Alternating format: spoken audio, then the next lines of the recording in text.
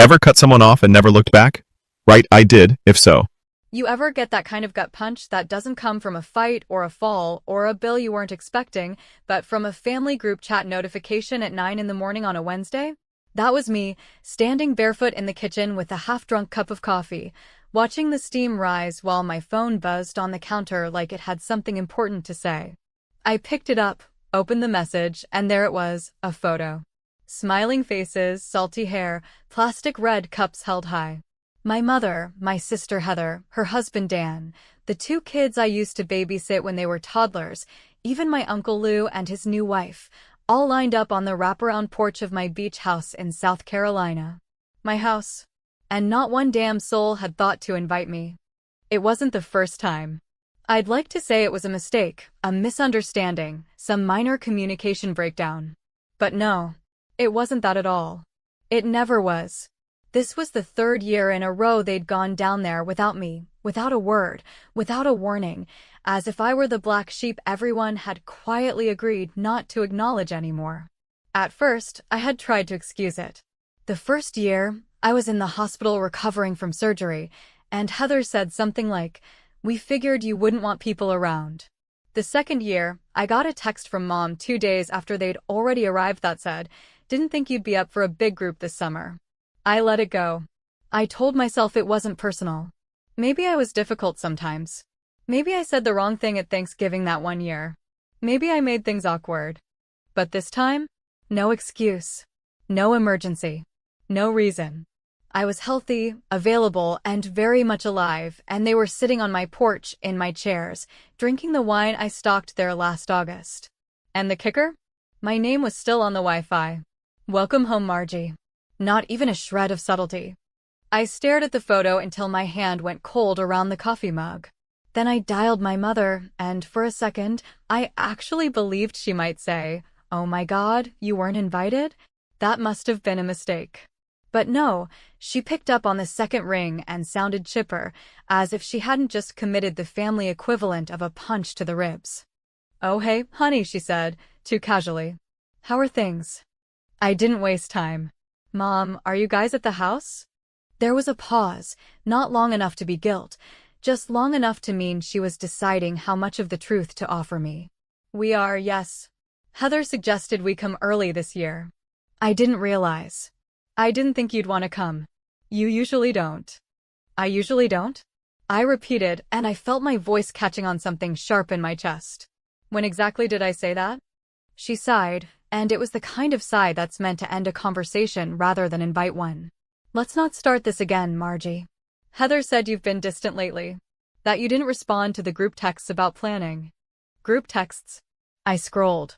There were no group texts. Not to me.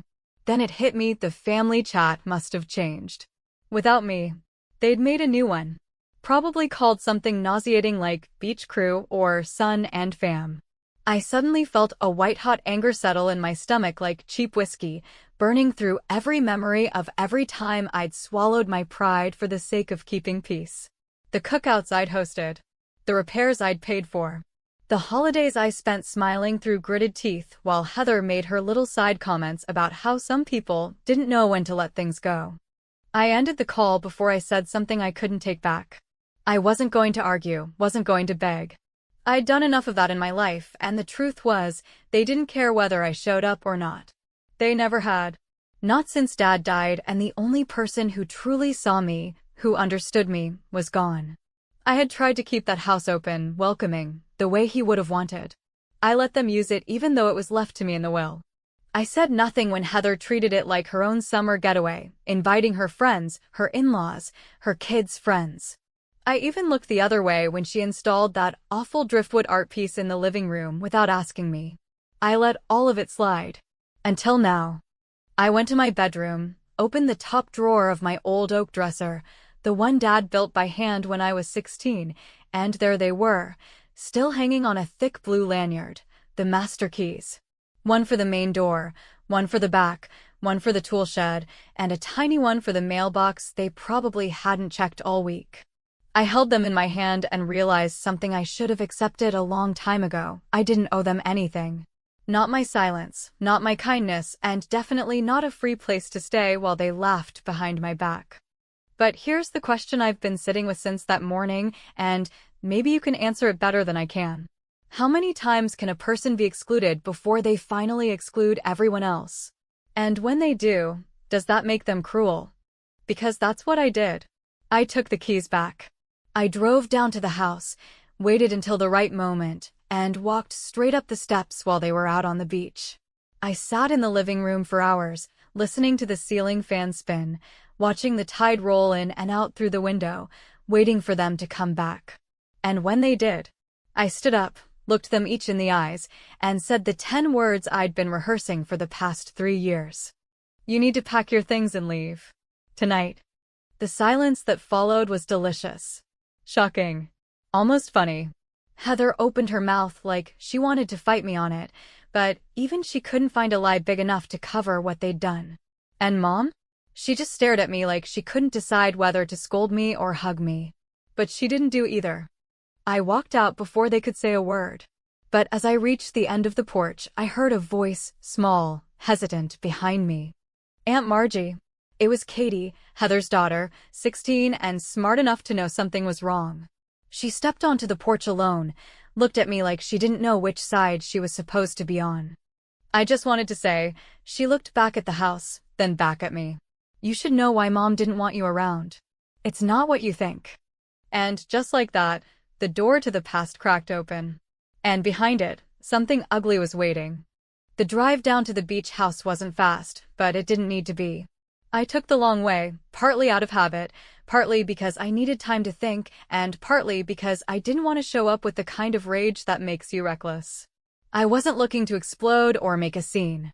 I wasn't even thinking about revenge in that cartoonish, burn it all down kind of way. What I wanted, what I needed, was something much colder, quieter, and more permanent. I wanted them to feel what I'd felt all these years, unwelcome, uninvited, unseen. I wanted the weight of silence to fall on them, to settle into their lungs the way it had settled into mine, year after year, until it made breathing with family feel more like suffocating politely. As I got closer to the house, I could feel the memories trying to crawl up the back of my neck, not the sweet ones from childhood, not the innocent kind with sunburnt shoulders and sticky ice cream fingers. No, these were the adult memories, the ugly ones, the passive-aggressive conversations in the kitchen about who brought what, the way Heather always turned a gathering into a power grab, the way she'd say, "Mom prefers it this way." And suddenly my opinion didn't count anymore. It had become clear to me, slowly over the years, that I was only invited into the family fold when there was a mess to clean up, an expense to split, or a secret to keep. And now that I wasn't willing to be the silent fixer anymore, I'd been edited out like a bad line in a script. By the time I pulled into the gravel driveway, it was just after 4 in the afternoon. Their cars were there, lined up like trophies, Heather's ridiculous SUV, Dan's rusted-out pickup, and Mom's rental, because of course she always insisted she didn't want to burden anyone with a ride. The same house stood there, exactly how I remembered it, except it looked different now, not because it had changed, but because my view of it had. For years, I had poured myself into it, fresh paint, new screens, a refurbished deck, new patio furniture, all done with love, or at least the desire to keep something of Dad's legacy alive.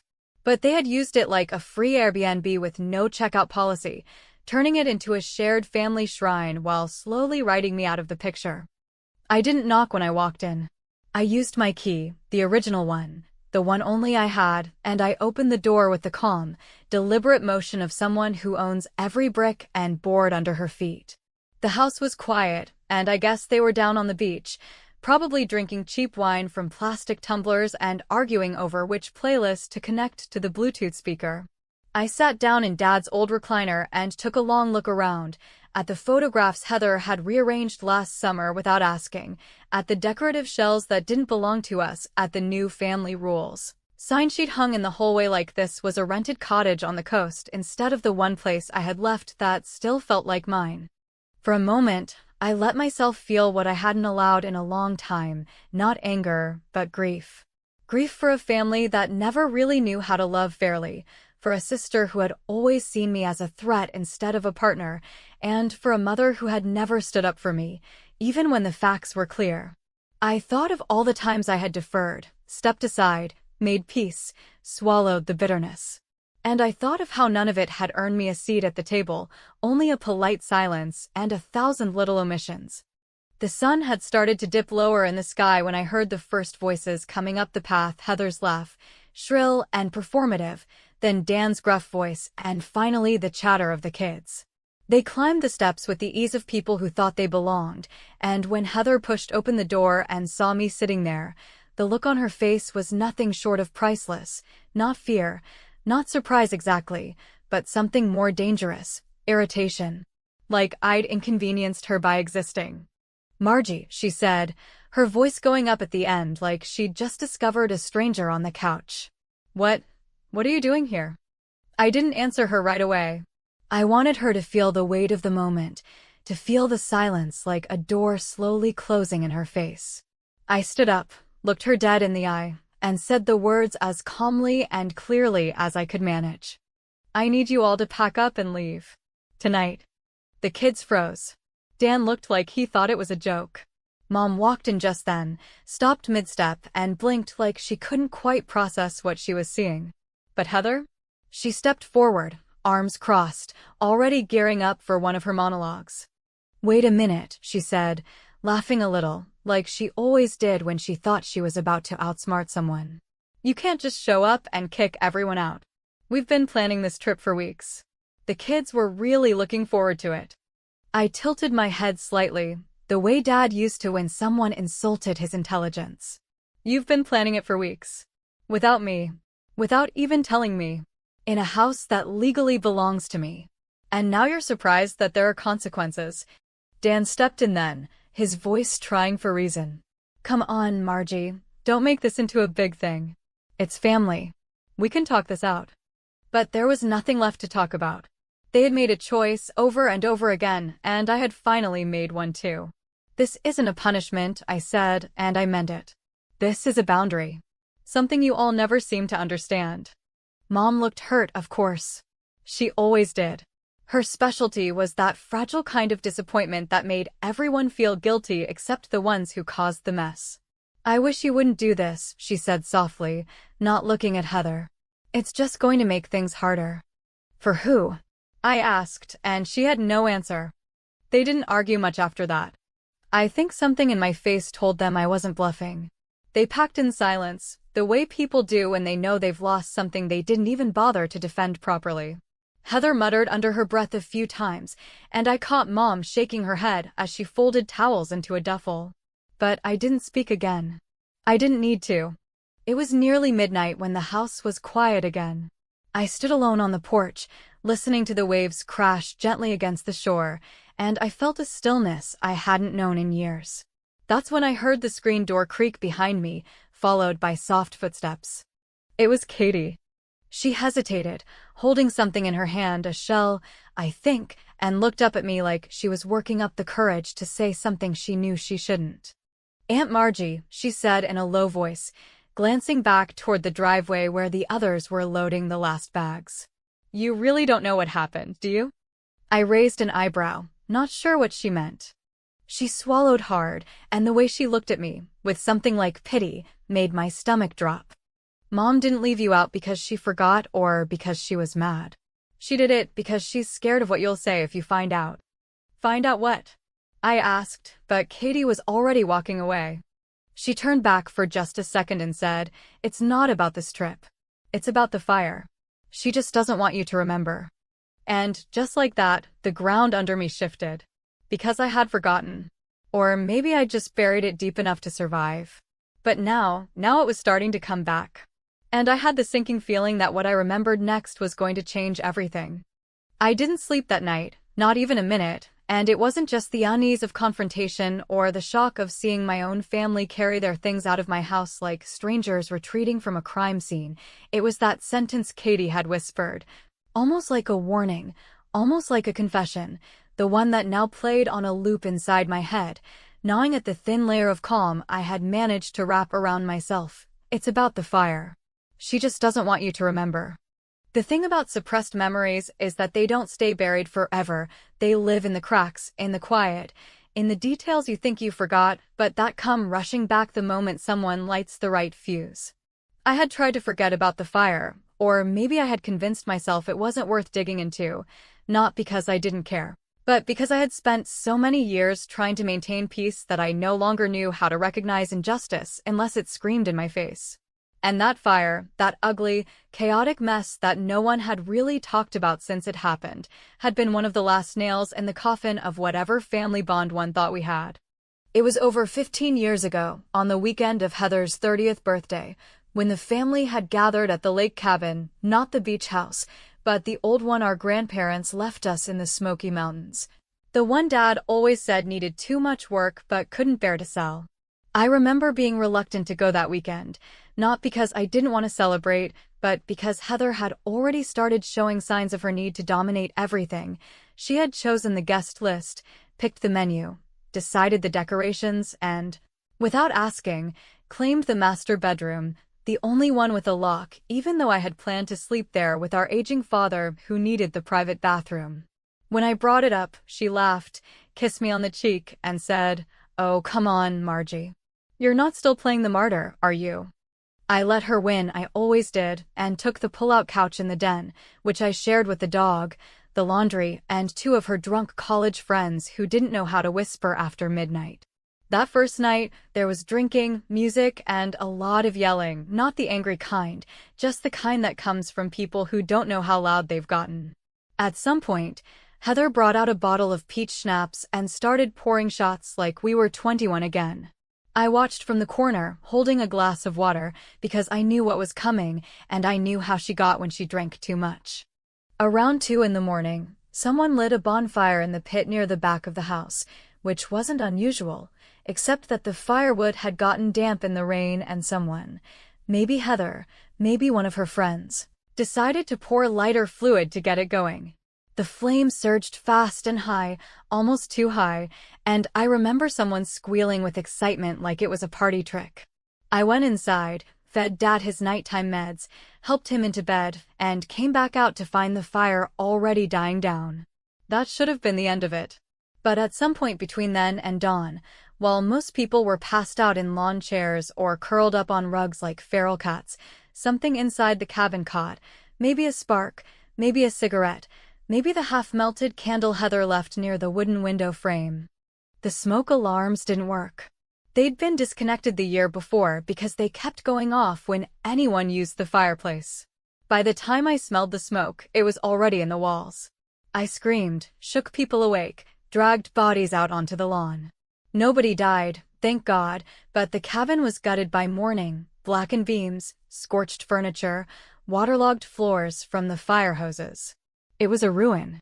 When the fire marshal came, we all stood around like ghosts, waiting for someone to explain what had happened.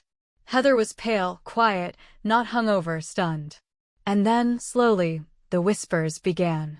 One of her friends told someone else that they thought I had been upset earlier, that I was jealous, that I had disappeared for a while before the fire started. Another claimed they saw me near the porch where the candle had been. Heather said nothing. Not once did she defend me. Not to the fire marshal. Not to Mom. Not to Dad. She just stood there, face blank, letting the doubt settle in like ash. Later that week, when Mom took me aside and said, "I know you didn't mean to do anything," I realized they had already decided who to blame, maybe not officially, maybe not outright, but enough to make me the reason we lost that cabin. Dad didn't believe it, I know he didn't, but he was tired by then, worn out, and he didn't have the fight in him to stand between his daughters. So the silence stretched between us, and I let it. Because what was I going to do? Start a war over a suspicion? But Katie's voice brought it all back. The fire. The rumors. The way Heather twisted the narrative until I was the cautionary tale. And suddenly, the rest of it started to make sense. The way I was slowly pushed out of family events, the way invitations stopped arriving, the way even my apologies were met with tight smiles and awkward silence. They hadn't just excluded me, they had rewritten the story to make me the villain. Fueled by a kind of cold clarity I hadn't felt in years, I started digging, not literally, not yet, but into my old email archives, text messages, forgotten social media threads. I found photos from that night, blurry and dark, but one caught my eye. Heather standing in front of the bonfire, holding the lighter fluid, smiling like a teenager. I found a message from our cousin Lila, sent to me 2 days after the fire, saying, "I know this wasn't your fault, Margie. If you ever want to talk, I'm here." I had never responded to her. I think I was too exhausted to even process the idea that someone believed me. But the real crack in the facade came when I found an old group chat, one I had left years ago out of self-preservation, and scrolled through its history. There, tucked between an inside joke and a recipe for crab dip, was a message from Heather to Mom that made my blood run cold. "If she's coming to the beach house this year, I'm not. I can't be around her. I just don't feel safe." Safe. The word landed like a slap. As if I were dangerous. As if I were the threat. As if she hadn't been the one who put all of us in danger that night, and then let me wear the consequences like a scarlet letter for over a decade. And in that moment, sitting alone at the kitchen table of my own beach house with my laptop open and the sea breeze pressing against the windows like a patient visitor, I realized something else. This wasn't just about being left off a vacation invite. This was about a systematic rewriting of history that had gone unchecked for far too long. It was about erasure. About silence. About someone else's mistakes being buried beneath my reputation. I closed the laptop slowly, let the grief wash over me, and then I stood up. My hands didn't shake. My heart didn't race. I felt steady. Not calm. Not angry. Just focused. Because now that I remembered, there was no turning back. Now it was time to make sure they remembered, too. There are moments when the truth doesn't come rushing in like a tidal wave, dramatic and crashing, but instead creeps in through the cracks like smoke under a door, quiet and poisonous, changing the air before you even realize you've been breathing in something toxic. That's how it was with the fire, not just the literal one that burned down the old family cabin all those years ago, but the one Heather lit behind my back, the one that turned into whispered blame. The one no one ever put out because pretending not to see it was easier than naming who struck the match. It was only after Katie's words had rattled through my bones, and after I had combed through every digital breadcrumb I could get my hands on, that I started to understand just how deep the lie went, and how deliberately my sister had maintained it all these years with the quiet confidence of someone who had never once been held accountable for anything in her life. I suppose I should have known, long before now, that Heather was not the kind of person who carried guilt. She was charming, yes, funny, magnetic in that breezy, Pinterest mom with a wineglass way, the kind of woman who made friends quickly and kept them in her orbit by carefully curating what she let them see. But beneath all that warmth, there had always been something cold and strategic, a way she could assess a room in seconds and instinctively know who would be useful and who could be ignored. And I had stopped being useful the moment Dad died. I had been his daughter, truly his, the one who helped him with taxes when his eyesight went bad, who spent summers sanding and painting and patching the leaky roof of the beach house when no one else lifted a finger. The one who understood that legacy isn't just what you leave in a will, but how you make people feel remembered when you're gone. Heather, on the other hand, had always been our mother's child, high drama, high maintenance, high expectations, and not much substance beneath it all unless it served her somehow. It was the memory of Dad that drove me to the lockbox in the back of the guest room closet, the one he had tucked away behind an old crate of tax records and half-finished woodworking tools. I hadn't opened it in years, mostly because I didn't think there was anything in it worth revisiting. But now, with the pieces falling into place, I needed to see if he had known, really known, what happened that night at the lake, and whether he had tried, in his quiet way, to make it right before it was too late. The lock still worked. Inside, among the brittle papers and rusted keys and a couple of faded photos, I found what I wasn't sure I'd been looking for until it was in my hands, a handwritten letter in Dad's blocky, deliberate script, addressed to me, folded carefully between the final deed to the beach house and the original insurance report from the fire. I read it slowly, twice, then a third time, trying to decide whether the ache I felt was relief or heartbreak. It wasn't a long letter. He had never been a man of flourishes. But every word landed like a stone on my chest. Margie, I hope someday you won't need this, but I want you to have it anyway. I know what happened that night at the cabin. I know you didn't light that fire. I also know you've always been the one to carry things you didn't start, and I should have done more to stop that pattern. This house is yours. Not to make up for it, but because I trust you to take care of what matters. I'm sorry I didn't speak louder when I should have. I'm proud of you, kid. Always. Dad.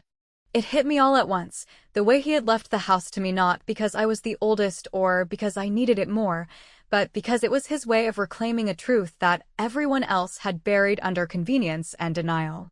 He had known, even as Mom tiptoed around Heather's tantrums and Heather manipulated the narrative until even I started to doubt myself, that I had been innocent. And more than that, he had known that I had stayed silent to keep the family together, not because I was weak, but because I was the only one willing to sacrifice my dignity for their comfort. But that was over now. The days of protecting people who had only ever seen my silence as permission were gone. I took that letter, folded it into my wallet, and drove into town, my mind sharpening with each mile. I wasn't thinking of confrontation, not yet. I was thinking of balance, of restoring it, of finally dragging the truth into daylight no matter how many people squinted against the glare. I found Lila, our cousin, at the garden center she managed outside of Charleston. We hadn't spoken face-to-face in years, and the look on her face when she saw me walking through the greenhouse, hands in my coat pockets, eyes tired but steady, told me she knew exactly why I was there. We sat on a bench near the herbs, surrounded by the smell of soil and mint and blooming things, and for once, I didn't have to ask. She just started talking. I should have said something back then, she admitted, eyes low, fingers pulling at a frayed thread on her sleeve. But Heather, she had a way of making people doubt what they saw. She told me you were upset that weekend. That you were acting strange. She told me the fire probably started in the kitchen and that you were the last one in there. I let her words settle, like sediment in a glass of dirty water. Then I nodded and pulled out the photo I had printed, the one from that night, with Heather laughing, holding the lighter fluid, fire raging behind her like a halo of recklessness. Lila looked at it, looked at me, and then whispered, "You know what scares me? I think she believes her own lies now." That night, back at the house, I stared out at the ocean and thought about how easily people can rewrite their own history when no one holds them to account. I thought about Mom, how she had always known on some level that Heather was dangerous in her own way, but had decided that peace was better served by silence.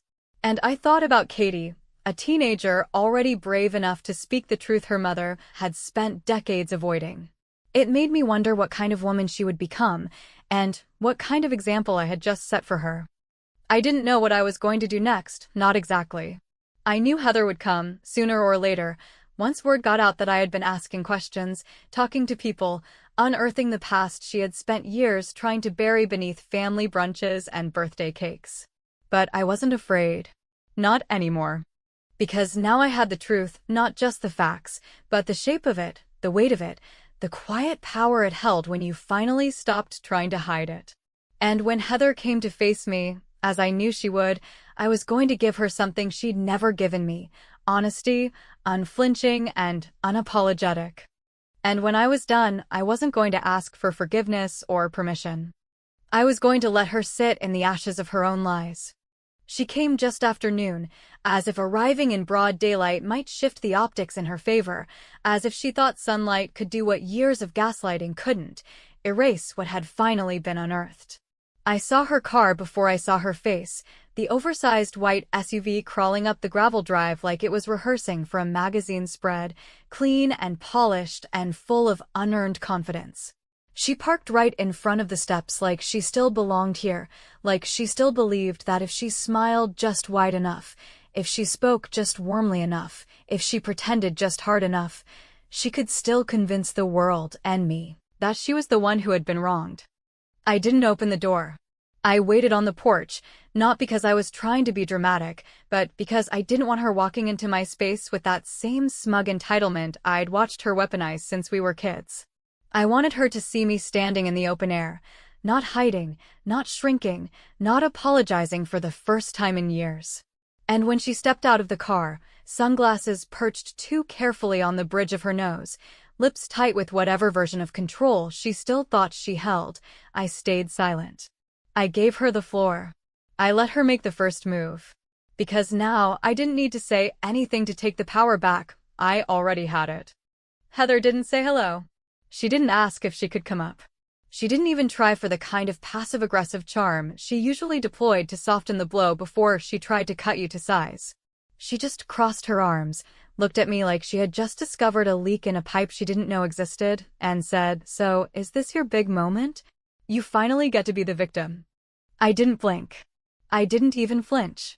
Because I knew, without question now, that this wasn't about victimhood, it was about truth. It was about standing in the middle of the damage someone else caused and refusing to be handed the broom anymore. It was about making her sit in the mess of her own making without me mopping up after her. "I think we passed my big moment a long time ago," I said quietly, letting each word land with more weight than volume. "You just weren't paying attention." Her face tightened, the way it always did when she realized she was losing control.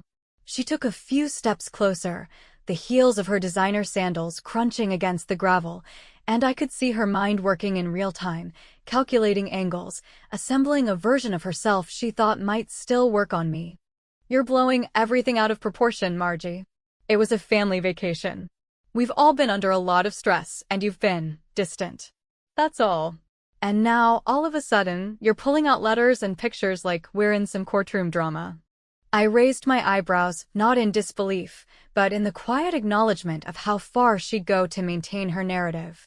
I took the folded paper from my back pocket, Dad's letter, and held it out toward her, not offering, just letting her see that I had it. "I'm not pulling out anything that wasn't already yours to answer for," I said. "You just never expected anyone to ask the questions." Heather didn't reach for the letter. She stared at it like it was a weapon, something dangerous and inconvenient, a relic that had survived the fire she thought had burned away all the evidence. She scoffed then, sharp and bitter, like laughter wrapped in barbed wire. "Are you seriously going to hold something that happened 15 years ago over my head? We were all drunk, Margie. Everyone was careless. And that fire, it could have been anyone's fault." "But it wasn't anyone's," I said, my voice low and steady. "It was yours. And you knew it. You watched them blame me. You let them.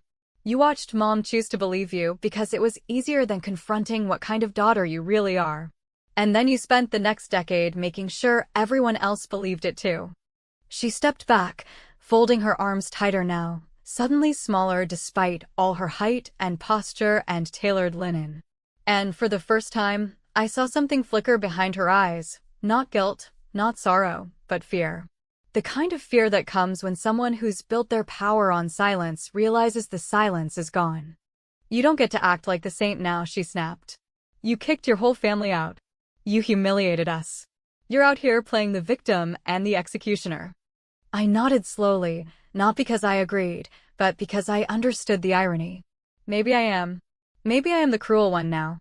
Maybe I finally got tired of being the one who forgave before anyone even said sorry. But let me tell you something, Heather. This house isn't where you get to pretend anymore. It's where I draw the line. She stared at me for a long moment, mouth open slightly, like she wanted to speak but couldn't find the right tone, the right angle, the right lie. And when she finally turned to go, wordless, defeated, trembling in that angry, entitled way people tremble when they can't force their version of events down your throat anymore, I didn't feel triumph. I didn't feel victory. I just felt the weight of it all sliding off my back like a soaked coat finally dropped to the ground. Mom called later that night, her voice tentative and tired, as if the burden of neutrality was finally starting to cost her something. She asked if I was okay, and I told her I was. She asked if I would reconsider letting everyone come back next summer, and I said I wouldn't. She said I was tearing the family apart, and I said, no, I'm just refusing to keep pretending it's still whole. Katie texted me that same night. It was short, just a single sentence. Thank you for not letting her lie anymore. And that, more than anything, stuck with me. Because maybe that was the beginning of something new, or maybe it was just the end of something that should have ended long ago. A few weeks later, a cousin, one of Heather's loyal echo chambers, shared a post on Reddit that blew up. It was clearly about me, though she didn't use names. The headline read, "My aunt kicked my family out of her beach house after she found out we excluded her from a trip. Is she overreacting?" The comment section turned into a battleground, strangers weighing in from every corner of the internet, some calling me petty, others calling me brave, some saying I should have let it go, others saying I didn't go far enough. And honestly, I read every single comment. Every word. Not because I needed validation, but because for the first time in years, I didn't feel invisible anymore. People saw it. People saw me. I still walk that beach most evenings, long after the sun slips behind the horizon and the water glows with the last amber light of the day. And sometimes I wonder whether I'll ever sit across from Heather at a table again, or hug Mom without feeling that cold flicker of betrayal resting between us like a third person. I wonder if Katie will grow up to tell this story differently, not as a cautionary tale about family feuds, but as a story about boundaries, about not letting the loudest voice win just because it refuses to be questioned. I don't know if I'll ever be fully understood, and I've made peace with the fact that some people in my family will carry this moment like a scar they think I gave them, when the truth is, I just stopped being the bandage. So was I cruel? Maybe. But after a lifetime of being called difficult, dramatic, and disposable, cruel felt a lot like finally being free.